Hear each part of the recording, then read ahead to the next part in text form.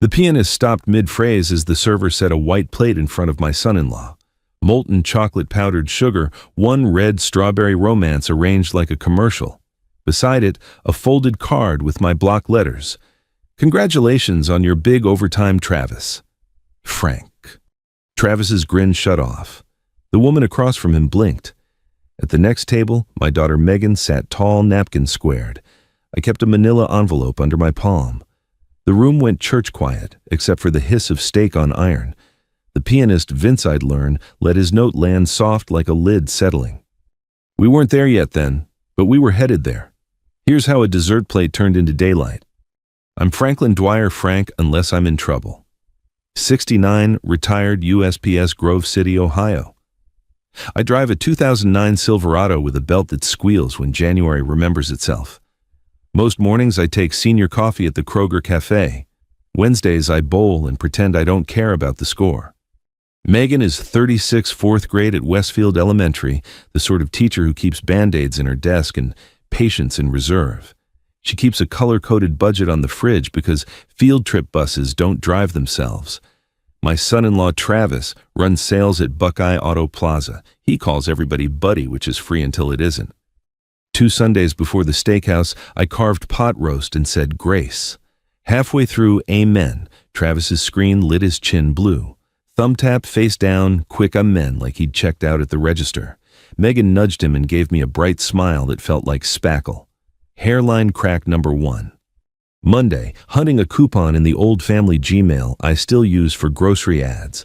I saw open table reservation confirmation. Romantic window table for 2 Friday 7:30 p.m. Top Oak Steakhouse Bexley, not Megan's birthday, not their anniversary.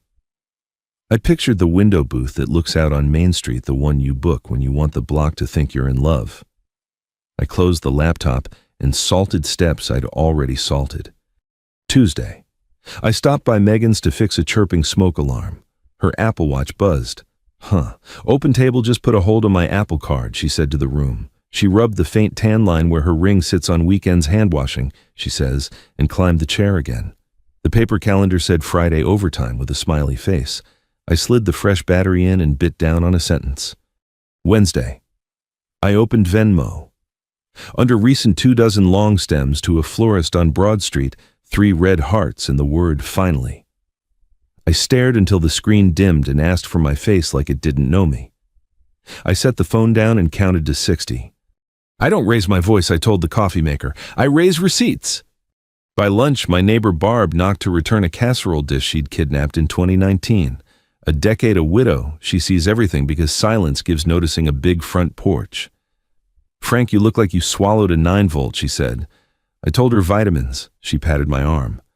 Sweetheart, if it quacks at midnight, it's not a church duck. She left a Post-it with a lemon bar recipe and a look that said she'd pray anyway. That evening, I sat through Pastor June's midweek study and let Micah say it, plain do justice, love mercy, walk humbly. I carried those words home like tools. Justice, don't look away. Mercy, don't make a circus out of your kid. Walking humbly, keep your hands in your pockets even if the old fight wakes up. Later, Megan called. Dad, can you swing by Friday? Package might show up and the porch light's acting weird. Her voice had that bright tone teachers use when a kid split a lip. You working late? I asked. Travis is, she said. End of month push. I said I'd be around. After we hung up, I opened the desk, found a manila envelope with a brass clasp, and wrote on it, with a Sharpie for Megan if you want it. I printed the open table header and tucked it in. I scribbled Apple Card hold on an index card. I snapped a photo of the Venmo line and printed it at the library kiosk that always smells like hot dust. Not a museum, just proof. Enough to steady a person when words start to bend. Thursday slid by like a slow truck in snow. At Kroger, Ralph from the VFW asked how retirement was going. I still get up at 6 for no reason, I said, and he laughed the kind of laugh men use when they know exactly what you mean. I bought salt, even though I had salt. I checked Megan's porch light twice. She texted a picture of her students' birdhouses lined up like crooked mailboxes. Nailed it, I wrote with a hammer emoji I don't fully trust. That night, I lay in bed and listened to the wind push at the gutters. I pictured the window booth at Top Oak and the way streetlights smear gold across the glass. I pictured a dessert with a strawberry so red it had to be lying. I pictured my daughter at 9, tipping lightning bugs into a mason jar and making a nightlight out of borrowed stars. Here's what I knew something was wrong, and my daughter wasn't going to learn about it from a rumor in a checkout line. Here's what I didn't know, whether I could walk humbly with my hands in my pockets when the door swung open. Friday came like a mittened knock. I shoveled snow that didn't need shoveling just to hear the scrape. A plow hit a manhole cover on Stringtown Road and kicked sparks like cheap fireworks. I poured senior coffee and watched steam lift. The envelope waited on the counter plain as toast. The porch light flickered twice, then held steady. We weren't at the steakhouse yet. We weren't even in the truck. But the road was already laid. A grace interrupted an email meant for coupons, a hold on the wrong wallet, a florist taking Venmo, and a father who decided his kid would not be small while the truth got big. Wednesday after the florist Venmo. I pointed my Silverado toward downtown and told the heater to do its best. The fan squealed until it remembered how to be useful. I don't tail folks for sport. I tailed postal dogs in '86 when the new guy needed backup, and that was enough sneaking for one career. But I also know a pattern when I hear one, and lately my son-in-law's story sounded like a wobbly wheel. I kept a car length and a prayer between us from Grove City up High Street, past the used bookstore window layered with yellowing concert posters, past the bar that still fries pickles like it's a religion. We slid by the Scioto Mile, where the river wears winter like a wool coat. Travis turned onto a side street by a strip of restaurants that all served the same confidence in different sauces. I parked across from a planter full of frozen dirt and pretended to wrestle with the radio. The truck smelled like coffee and old letters. After a minute, a woman came around the corner in a red coat. She wasn't a girl. She had the careful way of setting her purse down that nurses have, and the quick smile people use when they've been told something hopeful. Travis took her coat like a promise and put his palm at the small of her back the way men do when they've practiced. I lifted my phone. 2 photos, not a museum. I put the phone face down on the passenger seat and looked at my hands. Lord, don't let me turn this into theater, I said out loud, because sometimes you have to hear your own guardrails. I waited long enough to know I wasn't wrong, and not long enough to grow mean.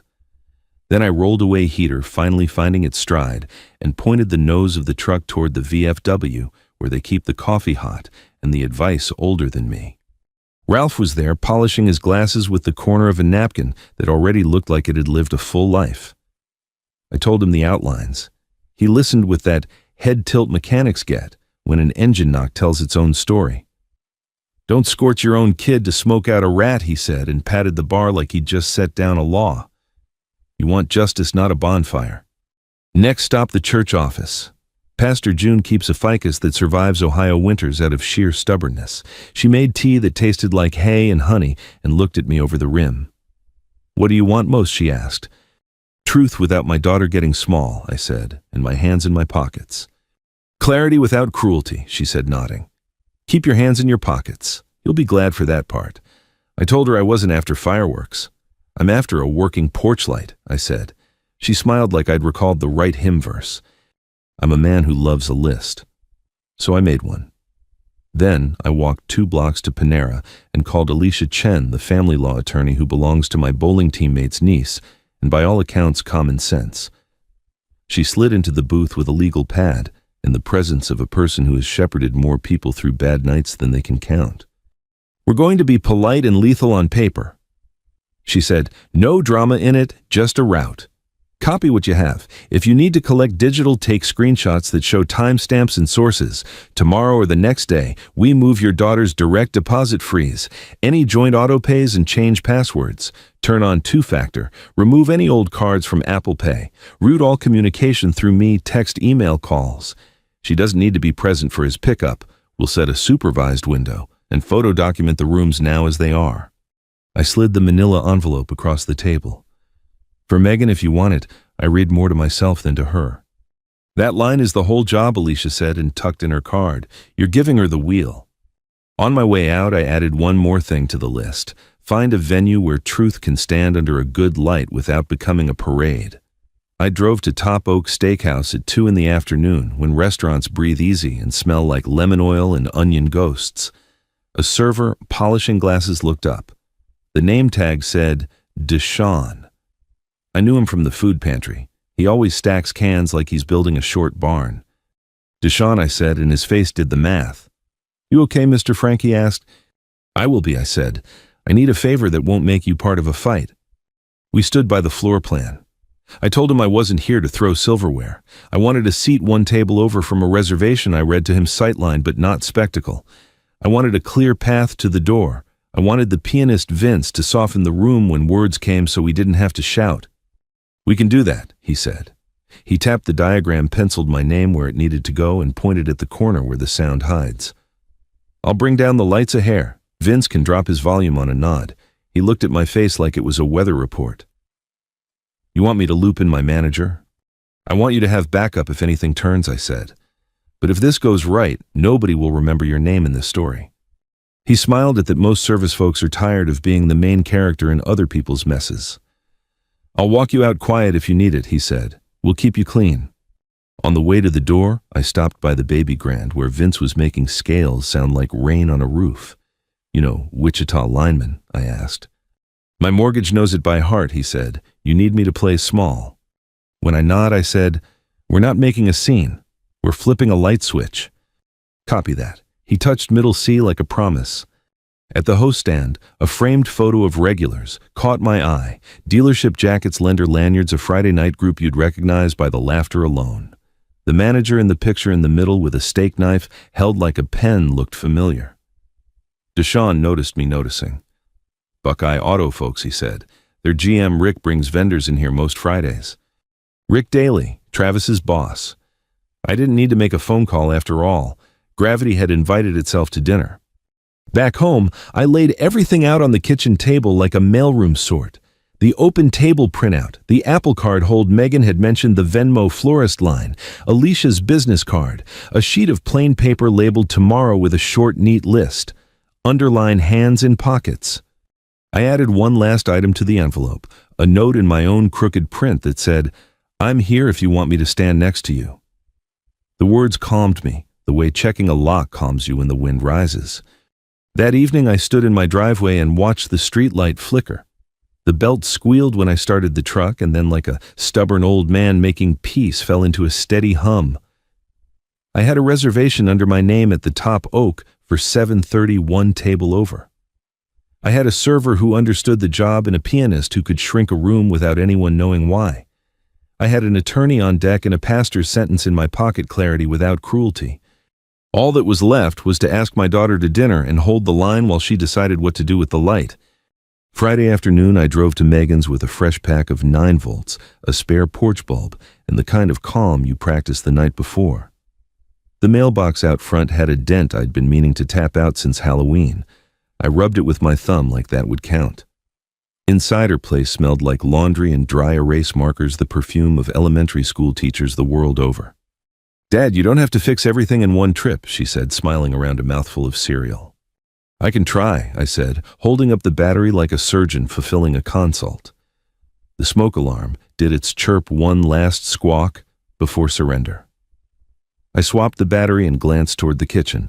That's when I saw the fridge budget sheet we'd joked about since she moved out, color-coded boxes, neat Sharpie.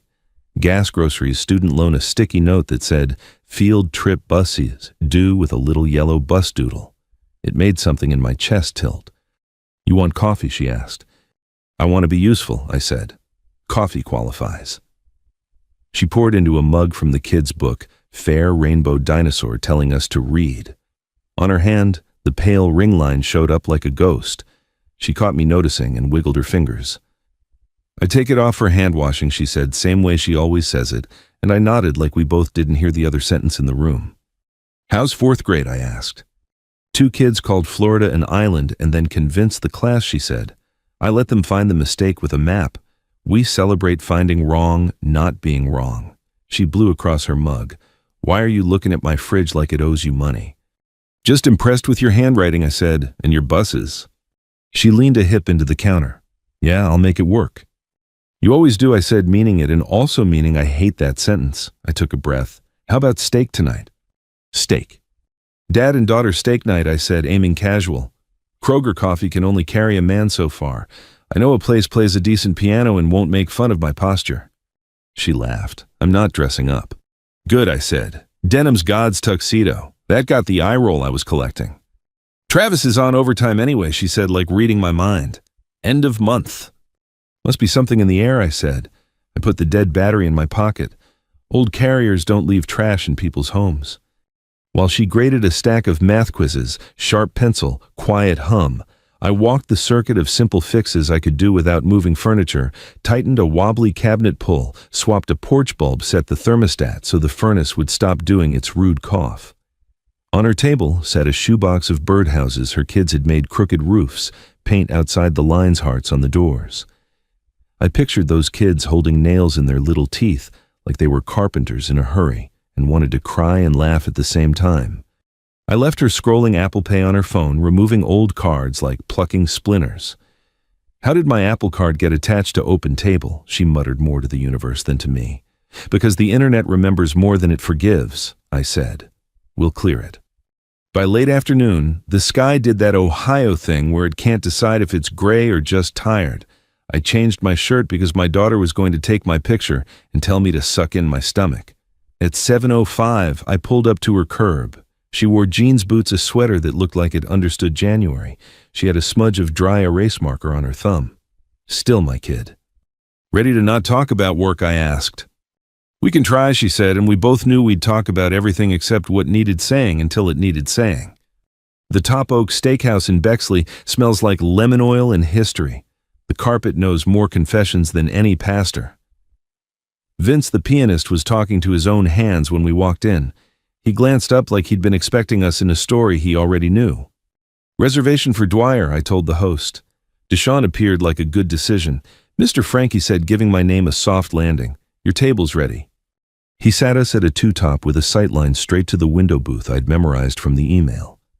The sidewalk outside glowed under street lamps, each one a little circle of theater. I helped Megan into her chair and pretended to learn the menu again.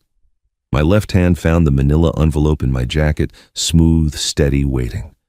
I slid Alicia's card into my wallet's front sleeve where my union card used to live. Ritual is a tool like any other. I'm getting salmon, Megan said, because she always orders the one thing that swims. Live dangerously, I said. Get 2 lemons. She smiled. We ordered waters and a wedge salad like people doing math on a napkin. Tell me something good, she said, our hard day request. I saw Ralph change a wiper blade on a Civic with his teeth, I said, and your neighbor's cat has a stronger opinion about the moon than ever. She laughed and the sound put fencing around us. Deshaun came by with bread and a question only we heard. Anything you need, just tap the salt shaker, he said, like we were ordering another round of rolls. We'll keep the sound small. I nodded. We're not making a scene, I said. We're flipping a light switch. You thought that was funny in the way good phrases are useful first, clever second.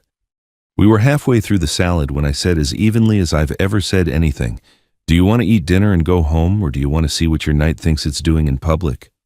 Her fork stopped above the plate, then finished its route like a professional.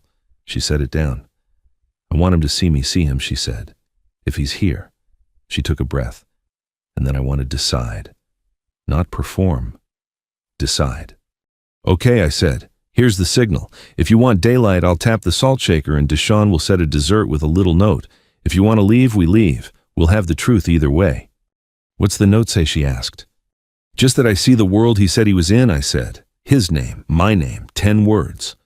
She nodded like a person accepting terms, she wrote. If I cry, I'm leaving, she said. You can leave if you laugh, I said, and she snorted. You and your rules. They're not rules, I said. They're doors. She reached across and squeezed my forearm. Thanks for building them. I excused myself and took the long route by the restrooms. Near Miss Number 1 arrived on schedule. Travis turned the corner. We both did the Midwestern two-step that keeps strangers from dancing. His eyes glanced over me and away. I tipped my chin to the tin ceiling and said to Vince, You take requests? You a Campbell man? He asked, hands still moving. I like songs with a day job, I said. Vince smiled and slid into a line I knew by the third note. Back at the table, I watched the mirror-like ceiling throw a soft reflection of the room. Near Mr. 2 whispered Travis's silhouette passed under a panel. My hat brim's shape made a blip. He paused a heartbeat, then kept going, brain choosing the easy story. I exhaled like I'd been holding my breath since '89. "How's your back?" Megan asked. "Honest," I said. "It tells the truth about my age." She smiled, eyes flicking to the door and back. "I'm okay," she said out loud, and I believed her. Deshawn delivered our main steak, shining like a well-kept promise salmon wearing lemon-like jewelry. Butter hit hot iron and spoke fluent sizzle.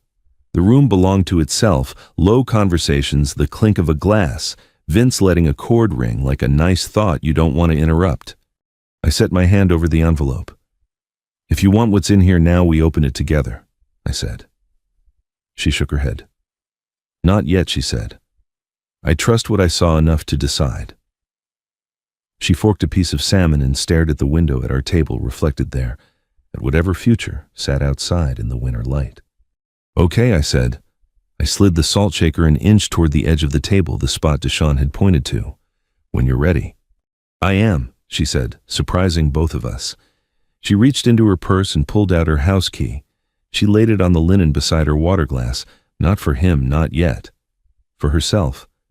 She looked me in the face with those same brown eyes that fought me at 12 about bicycle boundaries and said, "Tell the room the truth, Small." "We can do small," I said, and tapped the salt shaker with one knuckle. Deshawn glanced up. Across the room, Vince saw my nod and let the music find its whisper. Daylight was walking toward us, steady as a server with both hands full. Deshawn came from the dessert station with both hands, full shoulders, easy the way you carry a sleeping kid. The plate shined under the little lamps, chocolate lava powdered sugar like fresh snow, one obnoxiously perfect strawberry. He set it in front of Travis and laid the folded place card beside it like a receipt. He didn't glance our way. Vince eased the piano until the notes were just warm breath, and even the bar ice decided to sit still and listen. Megan's fingers found the edge of her napkin and smoothed it once. The house key sat on the linen by her water glass like a coin she might flip. I kept my palm on the manila envelope, feeling the thickness of paper, the handyman's comfort of a tool you don't have to swing. Travis smiled at the cake because that's what his face knows how to do. Then he saw his name on the card. The smile stalled, as if it had to call the shop for parts. He opened it. My block letters didn't try to be clever. "Congratulations on your big overtime, Travis. Frank." He read it twice, the second time slower, like the letters might decide to mean something else if he was respectful. Then his eyes lifted and searched the room like a man just realized the mirror he's been admiring himself in is actually a window. He found Megan first, like gravity decided to be merciful. He found me second. The color stepped off his face without a coat. Across from him, the woman in the red coat, later I'd know her as Lena, tilted her head. She followed his line of sight until she landed on Megan, then backed it up to the card, then to me. She touched her throat once, not scared, just collecting herself like a nurse after an alarm goes silent. Megan didn't wave. She took a breath I could hear and lifted her water for a deliberate sip. She set the glass down without a clink. When she spoke, it was only to me, but the room could have hung its hat on the steadiness. "I want him to see me see him," she whispered, reminding us both of the plan we made 10 minutes and 2 generations ago. I tapped my knuckle on the table once. Vince caught the cue and took the music down to a thread. Deshawn ghosted toward the host stand and, with the grace of someone who's rescued 100 birthdays, nudged the room's hum a half step softer. People who weren't involved realized they were witnesses and did the decent thing folks in Ohio do. They made a little space like an icy sidewalk. I stood without scraping my chair. I didn't raise my voice. The room did the lifting. "Evening," I said, and a dozen conversations stopped mid-sentence like birds landing in the same tree. "I'm Frank Dwyer." I put a hand on Megan's chair, not to own the moment, only to mark who mattered. "That young man told our family he had overtime tonight. He's my son-in-law. This is my daughter Megan. We came for steak." The words didn't aim at Travis. They aimed at the space we all share when we decide to be honest in public. A server near the kitchen door stilled with a tray. The manager took a half step forward and then held his distance the way good managers do. At a table, two-back, a heavy-set man in a dealership jacket, Buckeye Auto stitched on the chest, paused with his fork midair. I recognized him from a photo by the host stand. Rick Daly. I didn't nod. He didn't either. Men who do HR with their eyes don't need introductions. I turned enough to meet Travis's face without walking 1 inch toward him. We're not making a scene. I said, my voice small on purpose. We're flipping a light switch. Megan stood. She didn't wobble. She didn't rehearse. She just looked at Travis like a teacher asking a boy to read the first line he skipped. Who gets the truth first, me, your wife, or her? She asked, and then clearer, say her name. He swallowed. The muscles in his jaw did the math and lost. Lena, he managed, like he'd been trying to keep it inside his cheek and it slipped. Lena's mouth opened, then closed, then opened again. You didn't tell me you were married? She said, not a scream, not a sob, just the factual voice of a woman whose shift just changed without notice.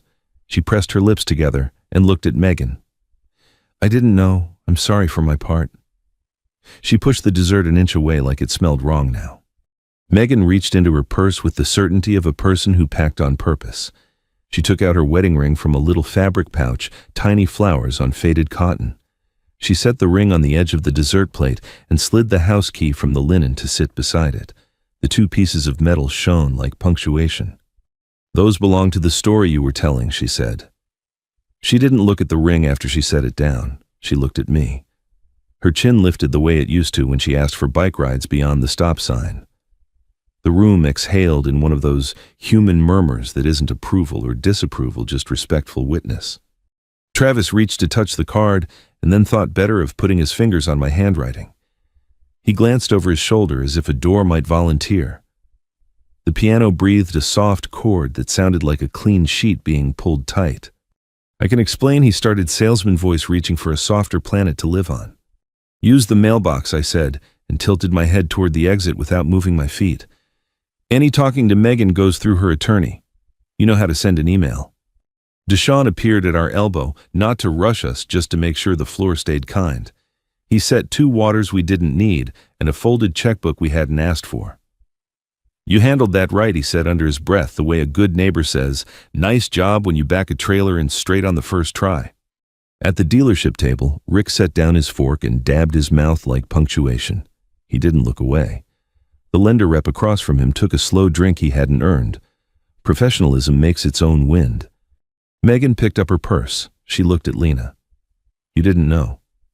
You're not my problem, she said. It wasn't cruel. It was accurate. Lena nodded once like a small bow and smoothed her coat. I'm leaving, she said to no one, really to herself, and headed for the side door with her chin level and her steps unhurried. The bell at the exit gave a polite little ding like a convenience store in July. Travis stared at the ring and the key like he thought if he was very still, gravity would forget him. He tried my name. Frank. We're done here, I said, not unkind. You can coordinate pickups with Alicia. Don't use the garage door opener again. Leave it in the mailbox. He looked smaller than the kind of small that happens when a story loses its sound system. He glanced toward Rick, and back worry mapping itself across his forehead like a plan he wasn't going to get to write. I turned to Megan. Ready? I asked. She nodded. She wasn't in a hurry. She put a folded napkin over the dessert plate the way a person lays a hand towel across a sink before a plumber arrives, not to hide anything, just to say we're done looking at the mess. I slid 2 bills under the edge of our check and leaned toward Deshaun. We'll settle the balance proper, I said. And Deshaun, daylight isn't cheap. He gave a tiny smile that lived in his eyes more than his mouth. Yes, sir. Vince laid 3 notes down, like a period at the end of a sentence. Someone at the bar said, good luck, Han Lo, and neighborly. The manager nodded at us with that, you're okay on my watch nod that's becoming scarce and therefore worth more. We walked the path Deshaun had pointed out during daylight hours. No one blocked it. People moved shoulders-tucked chairs, let us pass with dignity the way you do for strangers on ice. At the host stand, I put my hand on the counter and said, thank you for keeping the room decent. The young woman, their new face, brave eyes, said, y'all did that yourselves. Outside, the glass threw our reflections back at us, an old man with a good jacket, a woman who'd found her balance a door that knew how to close carefully. The bell chimed behind us, once true as a level. We didn't slam anything. We didn't slam anyone. We flipped the switch and let the light do its job. The cold hit us like a clean cloth. Street lamps threw halos on wet pavement, and our reflections in Top Oak's window looked like 2 people who had just remembered their spines. The door chimed behind us, one honest note, then went still. I didn't shake, Megan said, surprised at her own steadiness. Tall beats loud, I said, every time. We walked to the Silverado. Salt freckled the doors like winter rash. I opened her side first, older hinges have opinions, and cranked the heater. The fan squealed, then settled into a useful hum. Vince's last 3 piano notes still rang in my head like a period at the end of a sentence. Traffic on Main moved polite as church. Megan stared out at the soft-lit blocks like she was reading a map only she could see. Her phone buzzed and lit the cab, I can explain. Please come home. She didn't tap it. She set the face down on her knee like a cup of hot tea you're not ready for. You don't owe him your voice tonight, I said. You owe yourself sleep. She let out a breath that made a small cloud in the cab. Can we get something sweet, she asked. I want to taste a different sentence. UDF's still open, I said, and the heater brave as it was applauded the decision. United Dairy Farmers was lit like a quiet lighthouse, 3 cars in the lot and a plow ridge shaped like a sleeping whale. The kid behind the counter wore a beanie and the posture of a person on hour 7. 2 small vanilla shakes, I said. We're making medical decisions. He grinned. Can't argue with a prescription. Back in the truck, we drank milkshakes like we were rewiring a fuse box. Cold on the tongue, warm in the cab, the low thrum of the heater setting its own metronome. The radio gave us a roofing jingle and a seed corn ad. I nudged the volume to the place where words become a blanket. Megan's phone buzzed again. You humiliated me. Another we need to talk face to face. Then a paragraph so long, the bubble looked winded. She watched them arrive and didn't open a 1. A new text lit my own phone, Alicia Chen. You two okay? The server at Top Oak volunteers with me. Word travels kinder than rumor when it starts in a pantry. We are, I typed. He's texting her. Forward, don't reply, Alicia wrote. Tonight rest. Tomorrow banks and passwords. We're closing doors he's used to walking through. I'll meet you in the morning. Megan read the screen and nodded. She forwarded Travis's messages to Alicia and set the phone down again like a tool she didn't need for the rest of the shift. She took a long, pointless, perfect pull of milkshake. Grief has a sweet tooth, she said. It does, I agreed. Mine asks for sprinkles too, but we're not animals. She laughed, which was the sound I'd been waiting for. The drive to Grove City took us past the dark rectangle of Westfield Elementary. A banner about the spring book fair flapped like it still believed in April.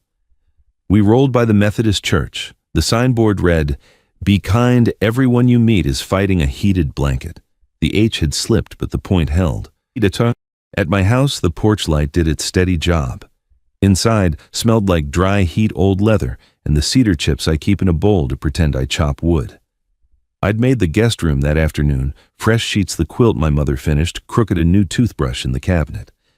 I set a box of tissues on the hall table between our doors. On the dresser, I placed the manila envelope and didn't touch the clasp. You okay to sleep here, I asked. I am, she said. Could you leave the door cracked? I was planning on it, I said. Keeps the furnace honest. Pastor June's text arrived before my knees found the recliner. Clarity is merciful. Volume's optional. Proud of you both. I sent back a thumbs up, I meant. We didn't turn on the TV. We sat in the house, sounds vents settling a neighbor's truck coughing one street over a train somewhere, making a soft decision. Megan showered, padded down the hall in socks and stopped by the dresser. She put her palm on the envelope as if blessing bread. She didn't open it.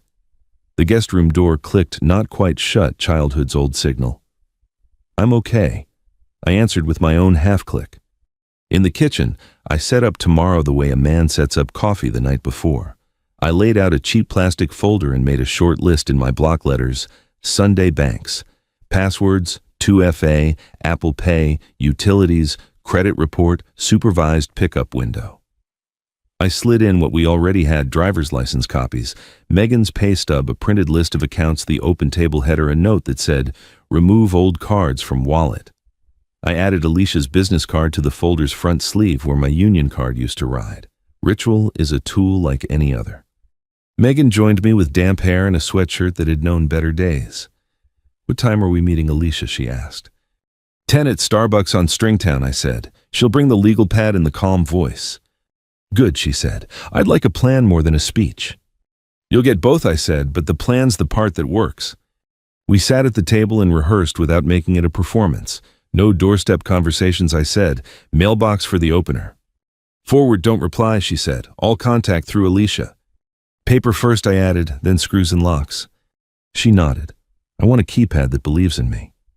You'll have one, I said. Home Depot will smell like a good idea. Her phone buzzed one more time, a late-night paragraph, trying to drag tomorrow into now. She toggled off read receipts with a small, satisfied motion. If he wants to talk, he can talk to Alicia, she said. I'm going to bed. Sleep is a fence too, I said. She hugged me quick and ordinary, the way people do when they have already done the hard scene, and now they're just walking back to their seats. In the hallway she paused, looked at the envelope again, and left it closed. Truth had earned a rest. I washed 2 glasses, wiped the counter out of habit, and put the folder by the front door where shoes usually live. I wrote one more note for morning bring Social Security card and stuck it to the folder like a flag. I checked the locks twice. I turned off lights one by one until the house held a kind darkness. In the recliner, I let my joints complain in peace. The furnace hummed a plain song. Somewhere a late plow scraped a manhole cover and threw sparks no one saw. I thought about the window booth, the strawberry 2 red, to be honest, the ring and the key shining like punctuation, and the way a room can learn to listen if you ask it right. My phone blinked once. Alicia again. Sleep. I'll see you both in the morning. We'll close doors he's used to walking through. I typed back copy, hands in pockets. She sent a check mark. Good night and lawyer. Before I drifted, I pictured tomorrow in the cheap folder's handwriting, bank's passwords, 2FA wallet utilities, credit report pickup. A route like the old postal days, house by house, no skipping, no speeding, no show. The kind of work that doesn't get applause and saves a life anyway. I woke at 5:19 because I always do. The house felt intact. The porch light kept its promise. The envelope sat quiet as a tool on a pegboard. I brewed coffee that smelled like a decision and set out 2 mugs. In the other room, the door I'd left cracked sent its thin line of hallway light like a signal that had made it through the night. Tomorrow was here, which is to say Sunday. We had an appointment, a folder, and a list. Paper first, then screws. Sunday morning, we started with banks and ended with screws. The bank manager had a haircut that could open mail. She recognized Alicia's name on the appointment and waved us into her office like a lifeboat. Megan switched her direct deposit with the seriousness of a person moving a houseplant to a window that understands sunlight. New debit card, new checks of savings that rounds up into itself like a pill bug. The manager slid the folder across the desk. Anything joint will prompt an alert, she said. If an autopay pings, call me and I'll help you reroute it. A candy jar sat between us, shaped like a pumpkin, though pumpkins were months behind us. Megan took 2 and tucked them into her hoodie pocket like proof sweetness still existed. At Megan's place, we did what Alicia calls a photo inventory. I narrated into my phone like a thrift store Attenborough. 1 gray couch, honest stains, 2 throw pillows with more optimism than cushion. 1 bookcase, 6 shelves, a history of the Midwest told in paperbacks. 1 rug, half memories, half coffee. We opened drawers without stirring them and took pictures that would stop lies before they made sentences. When I wanted to sigh, I remembered my rule. When I want to yell, I tighten a hinge. I found one under the sink begging for a screwdriver and gave it the mercy of attention. Next stop was Home Depot, the scent of cut lumber and ambition. A toddler in a cart held a package of screws like a trophy. In aisle 12, we picked a keypad deadbolt with a keypad big enough for fingers you trust. The key kiosk ground copies that smelled like brass dust and nickel. The clerk name tag Ray rang us up with the pleasant boredom of someone who has seen 1,000 small reinventions. Good luck, she said, thumping the box. Batteries last forever if you don't let the door slam. We're improving our slamming, I said, and Megan smiled with half her mouth. Back at the townhouse, I laid out the deadbolt parts like postage, sorted by zip code. Megan labeled 2 boxes with a chisel-tip Sharpie keep and decide later. The second one is a kind box. It lets sorrow arrive at walking speed. She slid framed wedding photos into a grocery sack, face down, no ceremony, just the necessary way people handle pictures that haven't decided what they are now. A ceramic dish that said, "Our Nest," in a font that made me tired, went in decide later, and I wanted to applaud her restraint. While I drilled the new strike plate, the porch steps creaked under Ralph from the VFW. He carried a drill a level and the particular steadiness of a man who has argued with ladders longer than I've been retired. "Rails loose," he said by way of greeting. "Let me be useful." He tightened the screws until the wood remembered its job, then handed Megan the little yellow level. "Check me." She squinted dramatically, bubble-centered. "Look straight." Ralph nodded once. "Then so are we." Pastor June came by with a paper bag of oranges and a prayer I could say with my hat on. "Do justice, love mercy, walk humbly," she recited. "One line for the fridge. Also eat something that grew." She hugged Megan like a friend, not a project. At the foot of the steps, she added softly, "Dignity travels farther than a shout," and the truth of it shined like a nickel in a laundry pile. Barb from next door left a lasagna with masking tape instructions that could have filed taxes. Heat, 25 min, year 350. Rest, 10. No need to thank me. Zero gossip provided. On the flap, she'd drawn a lumpy heart and a cup of coffee. Kindness has a handwriting. By 4 o'clock, the keypad lock blinked awake and took the code like it believed in us. The door shut with a confident click I wanted to bottle. Megan tried the code twice, then 3 times just to be sure the house answered to her and not to a habit. "Feels like a new sentence," she said, short and declarative. While we were testing the deadbolt, my phone buzzed. Alicia forwarded an email with a subject line that wore a tie. RE Temporary Reassignment Professional Boundaries. It was from Rick Daly to Travis CCHR. Effective immediately, you are reassigned to Internet leads only. In-store finance approvals will route to senior staff pending review.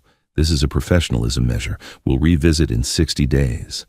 Alicia's note was 3 words. You're seeing gravity. I showed Megan. She read it, nodded once, and didn't gloat. "Okay," she said. She put a dish towel in a drawer that had been unhelpful for years and shut it like a period. We printed Alicia's supervised pickup instructions and taped them inside the door where only honesty would see them. Tuesday, 4 to 6. A licensed third-party supervisor would be present. Items limited to clothing, personal effects tools. No kitchenware, no electronics, no documents. Return the garage opener in the mailbox. Communicate changes through counsel. I could have written that letter in my postal sleep. Tuesday came and we practiced absence. Megan went to book club with the look of a person who intends to discuss chapters and not futures. I parked my truck around the corner with a thermos of coffee and a crossword that was more wish than plan. The third party, Erica, a retired deputy from Alicia's list, arrived in a tan sedan with the dignity of a traffic cone. Travis's car pulled up at 4:07. He didn't look toward the corner. He didn't look anywhere much. Doors opened and shut the way they do when someone is choosing not to slam. Erica watched with a clipboard. At 4:49, the mailbox took back a garage opener with the small thunk of something that used to belong to a habit. At 5:02, his taillights went left. I didn't follow. After I tightened the new deadbolt screws again, just because I like the sound of a screwhead accepting a driver. When I want to yell, I tighten a hinge. The house approved. That evening, Megan and I ate Barb's lasagna at my kitchen table, with the satisfaction of people who didn't cook, but deserve credit anyway. We split an orange Pastor June had smuggled into our day. The peel misted the air bright and clean. The TV stayed dark because it wasn't needed. The house made its good noises. My furnace hummed a plain song. The cat next door tried to sing harmony and missed by a county. "Do you think it gets easier?" Megan asked. "It gets straighter," I said. "Easier's a bonus round." Her phone buzzed once on the counter and stopped. Alicia again. "All good. HR saw what it needed. You two handled today right." Megan typed back a heart, then caught herself and typed the word thanks instead, because hearts belong to other rooms now. Before bed, we walked through a checklist like people flying a small plane. Front door latched, back door code remembered, windows shut, mailbox quiet. The envelope went to the back of Megan's dresser in her mind, even if it still sat on my hall table. That's where truth should live, after it finishes its job available, not bossy. When I dropped her at her place, the keypad blinked its little readiness. She punched the code. The bolt thunked home. She looked older and younger at the same time, which is to say, she looked like my kid the day she rode past the stop sign for the first time while I pretended not to watch. Call if the quiet's too loud, I said. I will, she said, but I think the quiet's on my side. I watched her close the door and felt the kind of tired that puts its tools away. On the drive home, the belt squealed, once then remembered we've been on this road a while. We had set the locks, the boundaries, and the story. Gravity was doing its part. Community had done theirs. The light we'd flipped on was still on and nobody had burned. Weeks later, the piles of snow along High Street had shrunk into gray ridges with muddy seams. Potholes opened like questions the city would answer when it got around to it. Life found a smaller, clearer rhythm. Megan taught long division and the difference between your and your, which she says is a public service. I bowled badly on Wednesdays, the way a man bowls when he's mostly there for the coffee and the jokes. Most Saturdays we wound up at the Kroger Cafe, 2 cups of newspaper, and the kind of quiet you earn the hard way. Consequences arrived the way Ohio spring does, slow, then all at once. Travis moved into an extended stay off the interstate. He sent paragraphs nobody answered, then a short message that read like a folded flag, "I'll cooperate." At Buckeye Auto, word of the steakhouse thing floated in during a vendor lunch with the same inevitability as coleslaw. HR did what HR does with nice nouns, professional boundaries. He was shifted to internet leads only and finance approvals rerouted to senior staff. No speeches, just gravity. Lena never called. She sent one handwritten note with a photocopy of screenshots, apology timestamps, the plain math of who texted what when. I won't contact him again. I'm sorry for my part. I wish you steadiness. Megan slid it under Alicia's card in a kitchen drawer and said later, which is a sturdy word. The manila envelope moved to the back of Megan's dresser, available, not bossy. That's where truth belongs once it finishes its job. She didn't open it again. She didn't need to. The envelope had done its work and could rest like a tool that earned the pegboard. On a bright Saturday, the world remembered how to be blue. We walked the Grove City Flea, bought a dented mixing bowl for $2, and a story shared a paper boat of fries too hot to be wise. Back at my place, we ate on the porch steps while the neighborhood tried on spring. Across the street, a kid missed a free throw, retrieved the ball, and made the second one, because that's what second chances are for. I looked at Megan and thought, not for the first time, that tall looks good on her. We stopped by Top Oak one evening to drop off pantry flyers. Deshaun tapes them by the service door so the staff sees the collection dates. Vince was at the baby grand during setup playing scales that sounded like patience. He spotted us and without a flourish slipped into Wichita lineman. He didn't wink. He didn't point. He just let the melody do that steady climb it knows how to do. For the man who held a line without yelling, he said when the last note thinned. I didn't know where to look, so I adjusted my cap. Compliments at my age sit on the tongue like strong coffee, good, but you set the cup down and breathe. At the pantry the next day, Deshaun stacked green beans like a mason. You two did right, he said under the shelf's shadow, not to stir anything up, just to lay a brick. Room learned to listen. I told him he and Vince had given us soft walls to speak into. Everybody needs a good room now and then, he said, and slid another case into place. Alicia emailed a clean closure that afternoon. She drafted it exactly the way Megan talks when she's done helping someone be reasonable. I wish you steadiness. Please use the mailbox for any remaining items. 2 sentences, no oxygen for speeches. Megan read it once, changed nothing, and hit send. She stood a little straighter when she did. Not triumphant, just finished.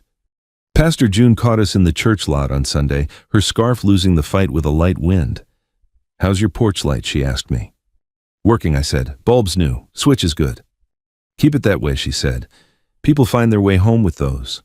Then she hugged Megan and added, you handled your voice kindly, which is a compliment I'm going to be proud of for the rest of the time I get. The house itself learned new habits. The keypad took the code like it believed in us, and the bolt thumped home with a little edge of pride. We ate Barb's second lasagna with ChemLab instructions and sent her a thank you note that said only, we tasted kindness. Ralph came by to borrow my hacksaw and accidentally fixed the sketchy gate latch. When he handed the saw back, he said, check me, and Megan leveled the bubble and said, look straight. Then, so are we, he answered, and I guess that's friendship's entire job description. Once walking out of Hy-Vee, We saw a couple our age whispering in the parking lot, hands making weather in the air the way people do when trying to say a thing gently. Megan squeezed my elbow. "It's everywhere, isn't it?" she said. "Trouble?" I asked. "People choosing light switches over scenes," she said. "I hope so." I nodded. "Daylight's cheaper than drama," I said. "Not cheap," she corrected. "Worth it." We laughed at that because we both knew how much daylight had cost and how it had paid back with interest. A steadier breath, a lock that answered to the right hands, the rare and generous piece of a quiet phone. Every now and then someone at church or the lanes would say, "I heard about the restaurant." I'd give my one-sentence summary. We ate our dinner and told the truth, small, and changed the subject to the weather, which around here is an epic worth at least 2 metaphors. Folks nodded like good lumber, straight useful, not for show. I keep getting asked if I forgave him. Truth is, forgiveness is a bigger machine than one night can run. What I know is this: we didn't humiliate him. We didn't choreograph it for applause. We set the table for the truth and let it feed who it needed to feed. We protected what needed protecting: Megan's dignity, the shape of a life that keeps its porch light on. If forgiveness comes, it'll come walking slow and unarmed. It'll find a chair when it comes. One evening on my porch, the sun laid a gold stripe across the street, and the neighbor's maple let the breeze comb it. Megan leaned back against the rail Ralph had tightened and said, "Turns out my voice works fine at room temperature." I said, "I don't chase applause. I chase receipts and a decent night's sleep." We sat there long enough for the light to do its slow work, which is about all any of us can ask for. So if you're listening to this and the shape of it matches something in your house, the open table ping, you didn't make the florist charge. You didn't approve the night. You can't quite see. Yet. I'm going to tell you the same thing a good pastor tells an ordinary person: make a list, build a room where truth can speak softly, and keep your hands in your pockets. Protect without performing. When it's time, flip the light switch instead of lighting a fuse. It's slower, and it will save you.